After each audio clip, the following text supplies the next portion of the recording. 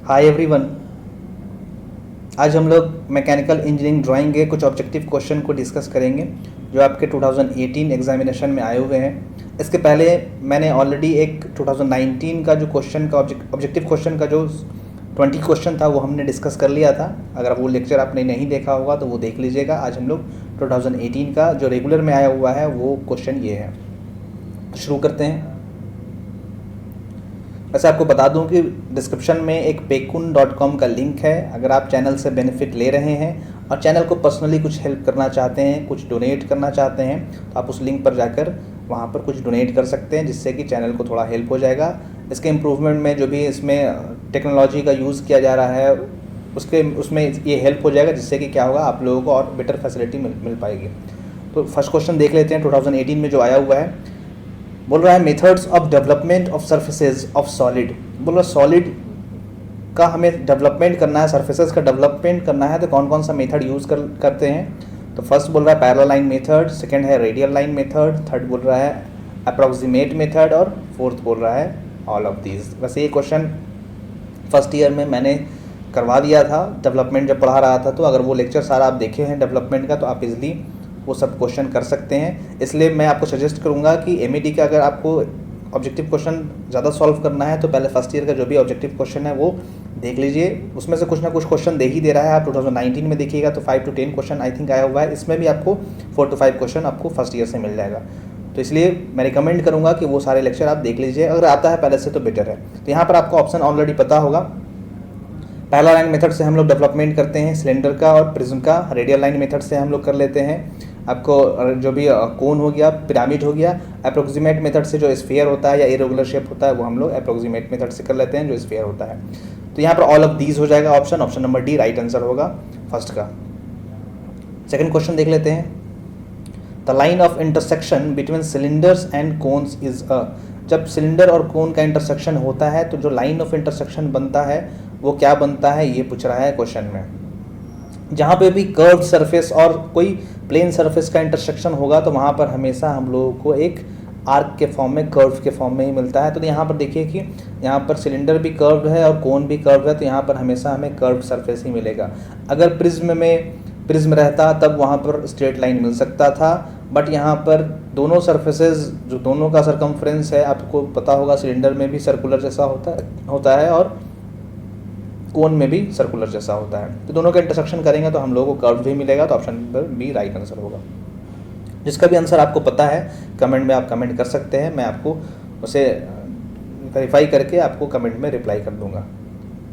Third question बोल रहा है auxiliary top view is drawn on. Auxiliary top view जो होता है वो हम लोग ड्रॉन करते हैं, किस पे ड्रॉ करते हैं वो पूछ रहा है। तो यहाँ पर आपको मैंने जब पढ़ाया था फर्स्ट ईयर में तो आपको बताया था कि ऑक्सिलरी प्लेन दो टाइप का होता है, एक होता है AVP और एक होता है AIP। ऑक्सिलरी वर्टिकल प्लेन ये हो गया और ऑक्सिलरी इंक्लाइंड प्लेन। तो ऑक्सिलरी वर्टिकल प्लेन जो होता है वो वर्टिकल प्लेन के इंक्लाइंड होता है और ऑक्सिलरी इंक्लाइंड प्लेन जो होता है वो हॉरिजॉन्टल प्लेन के इंक्लाइंड होता है। तो ऑक्सिलरी टॉप व्यू जब हम लोग बनाएंगे, आपको वैसे भी पता होगा टॉप व्यू हमेशा हम लोग हॉरिजॉन्टल प्लेन पे ही बनाते हैं, बट यहाँ पर ऑक्सिलरी टॉप व्यू बोल रहा है तो हमें वैसा प्लेन सेलेक्ट करना होगा जो हॉरिजॉन्टल प्लेन के इंक्लाइंड हो, मतलब AIP यहाँ पर बेस्ट आंसर होगा इसका AIP। बिकॉज AVP तो हो नहीं सकता है, बिकॉज ऑक्सिलरी वर्टिकल प्लेन में तो हम लोग टॉप व्यू नहीं बना सकते हैं। कोई भी प्लेन अगर वर्टिकल है, हमारे सामने है, वर्टिकल है तो वर्टिकल है वो तो तब हम लोग उस पर फ्रंट व्यू बना सकते हैं, उस पर टॉप व्यू नहीं बना सकते हैं। तो अगर हमें टॉप व्यू बनाना होगा तो यहाँ पर हम लोग को AIP ऑप्शन में देना चाहिए था, बट AIP यहाँ पर ऑप्शन में नहीं दिया है। आप देख सकते हैं यहाँ पर ऑक्सिलरी वर्टिकल प्लेन दिया है, ऑक्सिलरी हॉरिजॉन्टल प्लेन दिया है और ये तो हॉरिजॉन्टल प्लेन दिया तो ये तो होगा नहीं। तो AIP यहाँ पर ऑप्शन में नहीं है। तो AIP नहीं है तो आप नन ऑफ दिस सेलेक्ट कर सकते हैं। या फिर आप बुक में अगर पढ़ोगे तो बुक में पढ़ोगे तो AIP का अगर हम लोग इंक्लिनेशन 0 कर देंगे, इंक्लिनेशन 0 कर देंगे तो इसको हम लोग ऑक्सिलरी हॉरिजॉन्टल प्लेन बोलते हैं। अगर इंक्लिनेशन 0 हो गया तब उसको हम लोग बोलते हैं ऑक्सिलरी हॉरिजॉन्टल प्लेन, वो हॉरिजॉन्टल प्लेन के पैरेलल हो जाता है। लेकिन इंक्लिनेशन उस केस में 0 होना चाहिए, बट यहाँ पर वैसा कुछ कंडीशन नहीं बोल रहा है। तो यहाँ पर या तो यहाँ पर टाइप करने में मिस्टेक हुआ है, यहाँ पर ऑक्सिलरी इंक्लाइंड प्लेन देना चाहिए था अदरवाइज अगर आप सेलेक्ट करना चाहो तो ऑक्सिलरी हॉरिजॉन्टल प्लेन भी सिलेक्ट कर सकते हो, इसका ऑप्शन नन ऑफ दीज भी आप सिलेक्ट कर सकते हो, because auxiliary inclined plane answer होना चाहिए, ऑप्शन में तो नहीं है, तो नन ऑफ दीज भी आप सिलेक्ट कर सकते हो। या फिर अगर इसको सही करके अगर ऑप्शन देते हैं वो, तो ऑक्सिलरी इंक्लाइंड प्लेन वहाँ पर ऑप्शन में रहेगा, तो आप ऑक्सिलरी इंक्लाइंड प्लेन सेलेक्ट कर लेना। ऑक्सिलरी इंक्लाइंड प्लेन एक कंडीशन होता है जहाँ पर थीटा का वैल्यू हॉरिजॉन्टल प्लेन से इंक्लिनेशन उसको जीरो कर देते हैं, तब उसको हम लोग AIP को हम लोग AHP बोल सकते हैं, ऑक्सिलरी हॉरिजॉन्टल प्लेन बोल सकते हैं, बट यहाँ पर कंडीशन नहीं दिया है, तो इसलिए यहाँ पर दोनों आंसर यहाँ पर थोड़ा सा डाउट क्रिएट कर रहा है कि यहाँ पर AHP होगा कि नन ऑफ दीज होगा। तो आप बेटर होगा मेरे ख्याल से कि AHP ही सिलेक्ट कर लीजिए, बिकॉज यहाँ पर ऑप्शन दिया हुआ है, तो AIP नहीं दे रहा है तो AHP कर लीजिए, बट AHP तब होता है जब थीटा का वैल्यू 0 डिग्री होता है। कुछ क्वेश्चन दे देता है कंफ्यूजिंग टाइप का, जिसका सॉल्यूशन कहीं मिलता भी नहीं है, आप बुक्स में भी देखिएगा तो डायरेक्टली ये नहीं देता है। आगे देख लेते हैं, इसका ऑप्शन आपका मेरे ख्याल से बेस्ट होना चाहिए, ऑक्सिलरी हॉरिजॉन्टल प्लेन इसका बेस्ट होना चाहिए। एक्चुअल में AIP होता है, बट AIP ऑप्शन में नहीं है, तो नन ऑफ दिस भी आप सिलेक्ट कर सकते हो। आगे देख लेते हैं, AutoCAD is developed by, AutoCAD जो होता है वो डेवलप्ड होता है। वैसे लास्ट क्वेश्चन के बारे में बता दूं, एवरी ईयर कुछ ना कुछ क्वेश्चन 1 to 3 क्वेश्चन 1 और 2 क्वेश्चन रहता ही है वैसा, जो कभी रिपीट नहीं होगा, बट वो थोड़ा सा कंफ्यूजिंग क्वेश्चन होता है, उसका एग्जैक्ट सॉल्यूशन भी कहीं आपको नहीं मिलेगा, वो थोड़ा सा डाउटफुल रहता है, और क्वेश्चन आई थिंक वो क्रिएट किया हुआ होता है, जिसकी वजह से उन्हें मिस्टेक हो जाता है। वहाँ पर AIP ऑप्शन में देना चाहिए, बट AIP नहीं दिए हुए है वो। आगे देख लेते हैं, AutoCAD as developed by, AutoCAD जो होता है वो डेवलप किया जाता है गूगल से या ऑटोडेस्क इन से या ऑटोडेस्क SYS से या नन ऑफ दिस से। तो आप लोग तो AutoCAD यूज़ नहीं करते, बट मैं यहाँ पर बता दूँ, AutoCAD जो होता है वो डेवलप जो होता है वो ऑटोडेस्क इन से होता है, ये आप लोग याद कर लीजिएगा। ये एक मतलब कंपनी है जो AutoCAD को डेवलप की है, जो सॉफ्टवेयर है उसको ये डेवलप की हुई है। तो ऑटोडेस्क आपको ध्यान में रखना है, जब भी AutoCAD का अगर पूछे कि किसने डेवलप किया है तो ऑटोडेस्क इन यहाँ पर नेट पे सर्च करोगे तो यहाँ पर इन देता है। वैसे अगर किसी क्वेश्चन बैंक में देखिएगा तो 2018 के क्वेश्चन बैंक में काफ़ी ज़्यादा मिस्टेक्स दिए हुए हैं, तो आपको उनको नहीं देखना है। अगर आप देखिएगा तो काफ़ी कंफ्यूज हो जाइएगा कि बहुत माइनर बहुत मेजर मिस्टेक किया हुआ है, किसी क्वेश्चन में तो बहुत ज़्यादा मेजर मिस्टेक किए हुए हैं। क्वेश्चन नंबर 5 देख लीजिए, other name of Oldham coupling is, Oldham coupling एक होता है जिसका यूज़ हम लोग करते हैं, आपको लेटरल जो पैरेलल शाफ्ट है, आपस में पैरेलल शाफ्ट होता है, पैरेलल जो होता है उसको लेटरल मिसलाइनमेंट बोलते हैं। तो उस केस में हम लोग अगर 2 पैरेलल शाफ्ट है तो उस पैरेलल शाफ्ट को कनेक्ट करने के लिए यूज़ करते हैं, तो इसीलिए ऑप्शन नंबर डी यहाँ पर राइट आंसर होगा। पैरेलल फ्लेक्सिबल कपलिंग ये होता है जहाँ पर 2 हम लोग पैरेलल शाफ्ट को आपस में कनेक्ट करते हैं, वो हमारा ओल्डम कपलिंग होता है। दोनों का मतलब एक्सिस होता है जो होता है वो एक दूसरे से पैरेलल होता है, ऐसे रहेगा ये शाफ्ट, मतलब एक ही अलाइनमेंट में नहीं रहेगा, वो पैरेलल मिसलाइनमेंट होता है, वो उसको लेटरल मिसलाइनमेंट बोलते हैं। तो उस केस में हम लोग ओल्डम कपलिंग यूज़ करते हैं। आगे देख लेते हैं क्वेश्चन नंबर 5। क्वेश्चन नंबर 5 का ऑप्शन डी राइट आंसर हो गया। क्वेश्चन नंबर 6 देख लेते हैं, a foot step bearing is used for supporting, एक फुट स्टेप बियरिंग जो होता है वो किसके लिए यूज़ करते हैं, तो ये 2019 वाले क्वेश्चन में भी आया हुआ है। फुट स्टेप बियरिंग वहाँ पर था कि कौन सा शाफ्ट के लिए यूज़ किया जाता है, आई थिंक वो क्वेश्चन था, तो वहाँ पर हमने वर्टिकल सेलेक्ट किया था। तो उसी हिसाब से यहाँ पर क्या होता है, आपको वहाँ पर ड्रॉ करके भी बताया था कि ये ऐसा बियरिंग रहता है, इसी में हम लोग शाफ्ट ऐसे वर्टिकली रख देते हैं। तो इसका एक्सिस देखिए, यहाँ पर लोड जो इस पर लगेगा वो कैसा लोड लगेगा, एक्सिस के अलॉन्ग लग रहा है, तो इस लोड को हम लोग बोल देंगे एक्सियल लोड है। तो ऑप्शन नंबर ए राइट आंसर हो जाएगा। अगर वहाँ पर हॉरिजॉन्टल पोजीशन पे रहता तब वहाँ पर रेडियल लोड लगता है, लेकिन फुट स्टेप बेयरिंग हमेशा वर्टिकल कंडीशन में शाफ्ट को रखता है, कंटेन करके रखता है, तो वो एक्सियल लोड होता है। तो ऑप्शन नंबर ए यहाँ पर राइट आंसर हो जाएगा। इसका भी आंसर क्वेश्चन बैंक में रॉन्ग दिया हुआ है। Which of the flowing coupling allows slight misalignment of the shaft, बोल रहा है स्लाइट मिसअलाइनमेंट कौन सा कपलिंग है जो हमें स्लाइट मिसअलाइनमेंट देता है वहाँ पर।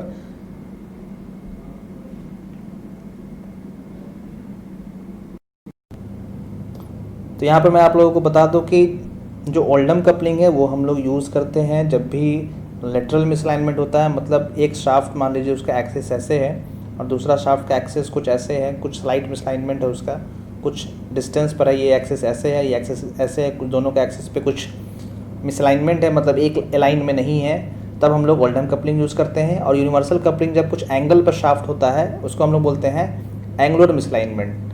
एंगुलर मिसअलाइनमेंट कुछ एंगल पर अगर होता है, ये आपको नज़र आ जाएगा जब ट्रक आप देखते होंगे, ट्रक के नीचे में एक प्रोपेलर शाफ्ट रोटेट होते रहता है, तो वो उस प्रोपेलर शाफ्ट को कनेक्ट करता है जो इंजन से, वो हमारा वहाँ पर एक फोर्क जैसा आपको नज़र आएगा, वो होता है यूनिवर्सल कपलिंग। तो यहाँ पर स्लाइट मिसलाइनमेंट बोल रहा है, तो जहाँ तक बेटर आंसर होगा वो क्या होगा, पैरेलल मिसलाइनमेंट को ही हम लोग यहाँ पर बहुत कम डिस्टेंस का ही मिसलाइनमेंट होता है, तो स्लाइट मिसलाइनमेंट के लिए हम लोग ओल्डहम कपलिंग ही आंसर सेलेक्ट करेंगे। तो ऑप्शन नंबर ए राइट आंसर हो जाएगा। तो ऑप्शन नंबर ए राइट आंसर हो जाएगा। क्वेश्चन नंबर 8 आ जाते हैं। Stuffing box is used for, stuffing box हम लोग जहाँ पर भी लीकेज होने का चांसेस होता है स्टीम का, उस लीकेज को हम लोग प्रिवेंट करने के लिए, कंट्रोल करने के लिए यूज़ करते हैं। तो ऑप्शन नंबर देख लीजिए, ऑप्शन नंबर बी है, control of steam leakage around piston rod. मान लीजिए कैसे ये सिलेंडर है, सिलेंडर के अंदर ये पिस्टन है, और यहाँ पर अगर लीकेज को हमें प्रिवेंट करना है तो यहाँ पर हम लोग स्टफिंग बॉक्स भी साइड में लगा देते हैं, जिससे क्या होता है वहाँ पर लीकेज वो जो प्रिवेंट हो जाता है, हमारा कंट्रोल हो जाता है। तो ऑप्शन नंबर बी यहाँ पर राइट आंसर हो जाएगा, control the steam leakage around piston rod. Question number 9 में आ जाते हैं। Drill jig is use for, तो ड्रिल जिग आपको 2019 में भी आया हुआ था, वहाँ पर भी आपको बताया था। ड्रिल जिग का जो यूज़ हम लोग करते हैं वो गाइड करने के लिए भी करते हैं, होल्ड करने के लिए भी करते हैं, और लोकेट करने के लिए भी करते हैं। वहाँ पर 2 चीज़ें बताया था, एक जिग बताया था, एक फिक्सर बताया था। तो सेम चीज़ यहाँ पर भी है। जिग का यूज़ हम लोग करते हैं होल्ड करने के लिए, गाइड करने के लिए, और फिक्सर का यूज़ करते हैं सिर्फ होल्ड करने के लिए। तो यहाँ पर भी फिक्सर होगा, सिर्फ आपको होल्डिंग सेलेक्ट करना है, और जिग होगा तो होल्डिंग, गाइडिंग सब सेलेक्ट करना है। तो ऑप्शन नंबर देख लेते हैं, ऑप्शन में क्या क्या दिया हुआ है। Holding the job, right answer ठीक है। गाइडिंग द कटिंग, ये भी ठीक है। Locating the position for the holes, locate भी करेगा, गाइड करना मतलब लोकेट ही करना हो जाता है, वो होल्स को बताता है कि यहाँ पर हमें होल्स करना है, इस टूल ये वर्क पीस है तो यहाँ पर इस वर्क पीस में हमें होल्ड करना है। तो ऑप्शन नंबर डी यहाँ राइट आंसर हो जाएगा। क्वेश्चन नंबर 10 में आ जाते हैं। When surfaces of a solid are laid on a plane, the figure obtained is called। जब कोई सरफेस को हम लोग क्या करते हैं, सॉलिड का सरफेसेज है, नंबर ऑफ सरफेसेज है। मान लीजिए कि कोई प्रिज्म है या सिलेंडर है, सिलेंडर हमने रखा है, यहाँ पर एक सिलेंडर रख लिया, सिलेंडर का सब सरफेसेज को ओपन करके हमने क्या कर लिया, एक प्लेन में कर दिया। प्लेन में कर दिया तो क्या हुआ, जितना भी उसका सरफेस था वो हमने एक प्लेन में कर दिया, सिंगल प्लेन में कर दिया। तो इसको क्या हम लोग बोलते हैं, तो इसको आपको ध्यान में होगा, इसको हम लोग डेवलपमेंट बोलते हैं, डेवलपमेंट ऑफ सॉलिड बोलते हैं। तो यहाँ पर option number C right answer हो जाएगा। क्वेश्चन नंबर 11 देख लेते हैं। The line of intersection between prism and cylinder is a, कोई भी प्रिज्म है और सिलेंडर उसे इंटरसेक्ट कर रहा है, तो मैंने बताया अभी कि जब भी कोई कर्व्ड सरफेस अगर इंटरसेक्ट कर रहा होगा, या तो सिलेंडर या तो कोन, तब हम लोग को हमेशा जो लाइन ऑफ इंटरसेक्शन जो मिलेगा वो हमेशा हम लोगों को जनरली कर्व ही मिलता है। तो जब भी प्रिज्म और सिलेंडर दिखा या प्रिज्म और कोन दिखा, तो हमेशा आपको वहाँ पर कर्व ही सरफेस यूज़ करना है। ऑलरेडी मैं डेवलपमेंट में भी जब आपको ड्रॉ किया हुआ होगा, तो हमेशा जनरली जब भी सिलेंडर या कोन का वहाँ पर होल करते थे, उस केस में हम लोगों को वहाँ पर कर्व ही मिलता था। तो कर्व यहाँ पर मिलेगा, option number B right answer हो जाएगा। इसका भी आंसर क्वेश्चन बैंक में रॉन्ग दिया हुआ है, आपको कंफ्यूज नहीं होना, जो बता रहा हूँ आपको बहुत अच्छे से डिटेल लेकर बता रहा हूँ। Universal coupling is commonly in shaft transmitting motion. Universal coupling जो होता है वो हम लोग इस तरह का मोशन को यूज़ करने के लिए, ट्रांसमिट करने के लिए यूज़ करते हैं। तो जब भी कोई शाफ्ट होता है तो शाफ्ट में हम लोग रोटरी मोशन ही प्रोवाइड करते हैं। इस पर गियर लगा हुआ है या फ्लाईव्हील लगा हुआ है या पुली लगा हुआ है, तो यहाँ पर रोटरी मोशन ही होगा। तो उसका right answer option number B हो जाएगा। यूनिवर्सल कपलिंग हम लोग क्या करते हैं, कोई भी शाफ्ट है एंगल पे इंक्लाइंड है, 2 शाफ्ट है, तो वहाँ पर एक शाफ्ट से दूसरे शाफ्ट में रोटरी मोशन वहाँ पर प्रोवाइड होता है। तो ऑप्शन नंबर बी यहाँ पर राइट आंसर होगा। इसका भी option number A I think question bank में दिया हुआ है, तो यहाँ पर आपको राइट आंसर रोटरी मोशन होगा। तो काफ़ी ज़्यादा क्वेश्चन के आंसर वहाँ पर रॉन्ग दिए हुए हैं, तो आपको वहाँ पर कंफ्यूज नहीं होना। देखकर काफ़ी डिटेल नॉलेज लेने के बाद, बुक से नेट से सर्च करने के बाद आपको सारी चीज़ें यहाँ पर बता रहा हूँ कन्फर्म होने के बाद। क्वेश्चन नंबर 13 देख लीजिए। Tail stock of a lathe machine can, जो लेथ मशीन पर टेल स्टॉक होता है वो क्या हो सकता है, स्लाइड कर सकता है कि परमानेंटली हेल्ड होता है कि दोनों होगा। तो आपको लास्ट क्लास में भी बताया था, लेथ ड्रॉ करके बताया था कि यहाँ पर एक हेड स्टॉक होता है और इस साइड एक टेल स्टॉक होता है। टेल स्टॉक यहाँ पर ऐसे करके यहाँ पर डेड सेंटर बना हुआ होता है। तो ये जो टेल स्टॉक होता है ये आगे पीछे हम लोग अपने अकॉर्डिंग जितना भी स्पेस चाहिए यहाँ पर, उसके स्पेस के अकॉर्डिंग हम लोग उसको स्लाइड कर सकते हैं। वो बेड पर स्लाइडिंग होता है। हेड स्टॉक फिक्स्ड होता है बट ये स्लाइड कर सकता है। तो टेल स्टॉक यहाँ पर right answer option number A हो जाएगा। Slide on a lathe bed, आप लेथ आई थिंक देखे होंगे 3rd सेम में, यहाँ पर आप लोगों को एम्प्टी लैब पढ़ना है, तो एम्प्टी लैब में वहाँ पर लेथ मशीन आप लोग देखे होंगे, वहाँ पर टेल स्टॉक दिखता होगा आप लोगों को। Ends of the cutting rod are referred as, जो कटिंग कनेक्टिंग रड है, sorry, ends of the connecting rod are referred as, जो कनेक्टिंग रड होता है उसमें क्या होता है, एंड्स में लार्ज साइड होता है या स्मॉल होता है या दोनों होता है। तो कनेक्टिंग रड आपको होता है वो पिस्टन को कनेक्ट करता है क्रैंक शाफ्ट से, तो वो ऐसे दिखता है। वो आपको यहाँ पर ड्रॉ करके मैं बता देता हूँ, इस टाइप का होता है। एक तरफ स्मॉल साइज़ होता है और एक तरफ लार्ज साइज़ होता है। ये जो होता है यहाँ पर क्रैंकशाफ्ट लगा हुआ होता है और यहाँ पर जो होता है वो पिस्टन ऐसे करके लगा हुआ होता है, पिस्टन से कनेक्टेड होता है। जब मैं यहाँ पर पढ़ा रहा था आईसी इंजन, आपको यहाँ पर वीडियो अपलोडेड होगा, वहाँ पर ये चीज़ डिटेल में है। तो जो कनेक्टिंग रड होता है वैसा ही आपको शो करेगा। तो यहाँ पर लार्ज और स्मॉल दोनों साइड होता है। इन साइड एक लिटिल साइड इंड भी होता है, एक लार्जर इंड भी होता है, एक स्मॉल इंड भी होता है, एक लार्जर इंड भी होता है। तो ऑप्शन नंबर सी यहाँ पर राइट आंसर हो जाएगा, both A and B. Question number 15 देख लेते हैं। 2018 में आप क्वेश्चन देखिएगा, ज़्यादातर क्वेश्चन में बोथ भी है, नन ऑफ दीज भी है। तो थोड़ा सा ज़्यादा कॉम्प्लिकेटेड क्वेश्चन कर दिया है, जिससे कि स्टूडेंट कंफ्यूज हो सकते हैं कि दोनों हो सकता है, कि एक होगा, कि कोई भी नहीं है। थोड़ा सा कन्फ्यूजन यहाँ पर ज़्यादा होता है। Vice in a machine tool used for, vice जो होता है मशीन टूल में, वो किसके लिए हम लोग यूज़ करते हैं? तो वाइस आप लोग वर्कशॉप में यूज़ करते होंगे। वर्कशॉप में वाइस आपका रखा हुआ होता होगा, जिसमें आपने फिटिंग रड को कट किया होगा, प्लेट को फाइलिंग किया होगा, या फिर आपको कारपेंट्री किया होगा, तो वहाँ पर आपने वाइस का यूज़ किया होगा। तो हम लोग वहाँ पर जॉब को क्लाइम भी कर सकते हैं या फिर जॉब को होल्ड भी करते हैं, दोनों यहाँ पर ऑप्शन हो जाएगा। तो ऑप्शन नंबर सी यहाँ पर राइट आंसर हो जाएगा। क्वेश्चन नंबर 16 देख लेते हैं।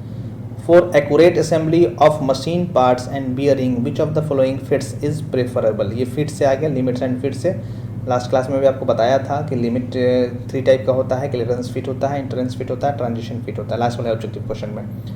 तो ये देख लीजिए, for accurate assembly of machine part and bearing, machine parts और बियरिंग में हमें करना है तो कौन सा फिट यूज़ करते हैं? तो आपको बता रहा था, जब भी हम लोग बियरिंग का आता है या फिर हमें श्रिंक फिट करना होता है, जहाँ पर ऐसा फिटिंग करना है जहाँ पर वो रिमूव नहीं हो जाए, वहाँ से एकदम टाइटली फिट हो, तो उस केस में हम लोग इंटरफेरेंस फिट का यूज़ करते हैं। जहाँ पर स्लाइडिंग चाहिए वहाँ पर हम लोग क्लियरेंस यूज़ करते हैं, जहाँ पर टाइट फिटिंग चाहिए वहाँ पर हम लोग क्या करते हैं? इंटरफेरेंस फिट यूज़ करते हैं। तो जहाँ पर भी हमें टाइट फिटिंग चाहिए वहाँ पर हम लोग इंटरफेरेंस फिटिंग करेंगे। और खासकर जब भी बियरिंग और मशीन पार्ट्स का जब भी आएगा तो उस केस में हम लोग इंटरफेरेंस ही यूज़ करते हैं, ये आपको ध्यान में रखिएगा। तो इंटरफेरेंस फिट होता है। या फिर आपको रेलवे का जो एक्सल होता है, एक्सल में हम लोग एक्सल जो कनेक्ट करते हैं रेलवे में, जो व्हील से कनेक्टेड होता है, वहाँ पर भी जो हम लोग वहाँ पर बियरिंग प्रोवाइड करते हैं या एक्सल को कनेक्ट करते हैं, तो वो जो व्हील से एक्सल जो हो रिमूव ना हो जाए, बाहर ना चला जाए, तो वहाँ पर भी हम लोग वहाँ पर इंटरफेरेंस फिट प्रोवाइड करते हैं। तो ऑप्शन नंबर बी यहाँ पर राइट आंसर हो जाएगा। अब क्वेश्चन नंबर 17 देख लेते हैं। इन AutoCAD drawing the zoom command is use for, आपको ऑलरेडी पता है, आप लोग मोबाइल यूज़ करते हैं, जूम किसके लिए यूज़ करते हैं? तो जब भी हम लोग जूम करते हैं तो क्या होता है, कोई भी इमेज जो होता है वो बड़ा हो जाता है, इनलार्ज हो जाता है वो। तो ऑप्शन नंबर यहाँ पर ए जो होगा वो राइट आंसर हो जाएगा। इनलार्जमेंट ऑफ द व्यू, जो भी व्यू हम लोग बना रहे हैं, अगर जूम करेंगे तो वहाँ पर उसका व्यू जो होगा वो लार्ज हो जाएगा।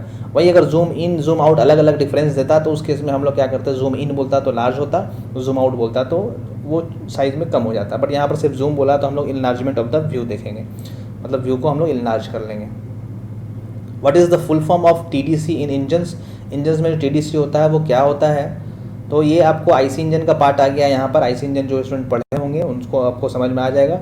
सिलेंडर होता है बाहर में, सिलेंडर ऐसे रहता है, सिलेंडर के अंदर पिस्टन होता है, वो क्या होता है, टॉप से बॉटम, बॉटम से टॉप आते रहता है। तो इसको बोलते हैं ऊपर वाले को टॉप डेड सेंटर, यहाँ पर अगर रुक जाता है इसलिए टॉप डेड बोलते हैं, नीचे वाले को यहाँ पर बॉटम बोलते हैं, BDC बोलते हैं। तो आप TDC पूछा है, हो सकता है अगली बार BDC पूछ दे, तो ध्यान में रखना है TDC मतलब टॉप डेड सेंटर, BDC मतलब बॉटम डेड, यहाँ पर डेड लिखा हुआ है, dead centre, bottom dead centre, top dead centre, bottom dead centre. तो यहाँ पर TDC का पूछा है तो आपका हो जाएगा answer top dead centre. Option number B right answer हो जाएगा, top dead centre.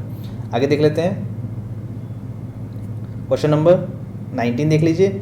Number and shape of arms in a pulley depend on, जो भी पुली होता है उसमें नंबर्स ऑफ आर्म्स आपको दिखता होगा।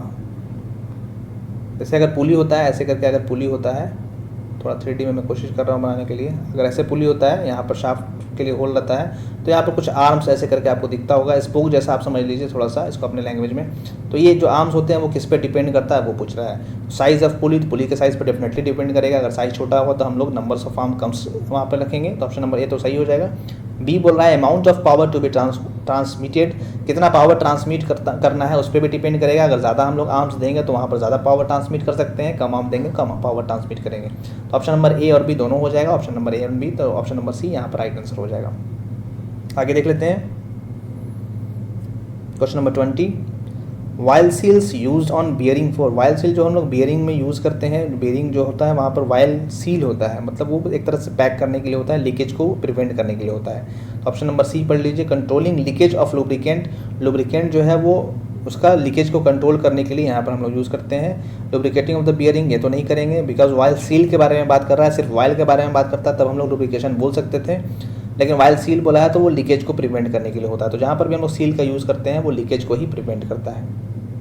ये हमने 20 क्वेश्चन कर लिया है।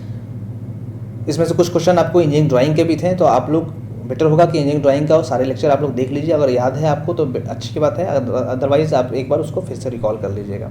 इस वीडियो से रिलेटेड जो भी डाउट होगा उसको आप कमेंट में कमेंट करके पूछ सकते हैं, या इंजीनियर सरदार चैनल भी बना हुआ है, वहाँ पर भी आप, टेलीग्राम पे चैनल बना हुआ वहाँ पर भी आप पूछ सकते हैं। और जो क्वेश्चन बैंक है किसी पब्लिकेशन का है, लोकल पब्लिकेशन का है, उसमें काफ़ी क्वेश्चन रॉन्ग्स दिए हुए हैं, तो उसको देखकर आपको कंफ्यूज नहीं होना है। इसमें से अगर किसी को डाउट लगता है तो आप उसको सर्च कर सकते हैं, और सर्च करके अगर कुछ आपको सजेशन मिलता है, कुछ बेटर आंसर मिलता है तो आप मुझे बता सकते हैं। उसके लिए मैं हमेशा रेडी रहता हूँ।